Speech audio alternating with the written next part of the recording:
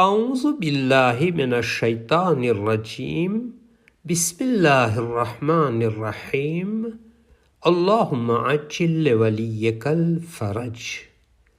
हज़रत अमीरुल मोमिनीन अली इब्न अबी तालिब अलैहिस्सलातु वस्सलाम नहजुल बलागाની અંદર હિકમત નંબર 243માં ઇરશાદ ફરમાવે છે કે જ્યારે એક સવાલ માટે ચારો તરફથી જવાબ વધી જાય ત્યારે સાચો જવાબ છુપાઈ જાય છે.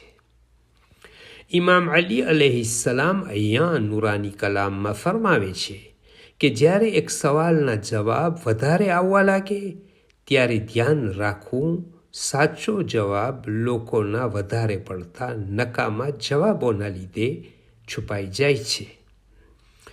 આનું ઉદાહરણ રીતે જોઈએ તો ઘણી વખત સવાલ જવાબના પ્રોગ્રામમાં જોવા મળે છે કે લોકો જાણતા હોય કે ન હોય પોતાની અક્કલ પ્રમાણે જવાબ આપવા લાગે છે. તેમાં સાચો જવાબ છૂટી જાય છે અને બીજી બહસ અને વાતચીતમાં ઉતરી જાય છે જેમાં અસલ વાત છૂટી જાય અથવા ભૂલાઈ જાય છે. જવાબ આપવાના આદાબમાં કદી પણ કોઈ પણ વસ્તુનો જવાબ જલ્દી ન આપવો જોઈએ. અમુક વખત ચૂપ રહેવું પણ જવાબ હોય છે, ખાસ કરીને જ્યારે તમને જવાબ ન આવડતો હોય તો ચૂપ રહેવું બહેતર છે. ઇમામ અલી અલૈહિસ્સલામ ફરમાવે છે કે જો નથી આવડતું એમ કહેવું પણ અડધું ઇલ્મ છે. અમુક લોકો જાણતા હોય કે ન જાણતા હોય તેમને જવાબ દેવો જ જોઈએ. હદીસમાં એવા માણસોને પાગલ કહેવામાં આવેલ છે.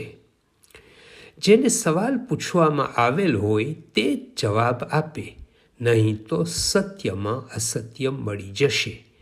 તેનો નતીજો ભયંકર આવી શકે છે.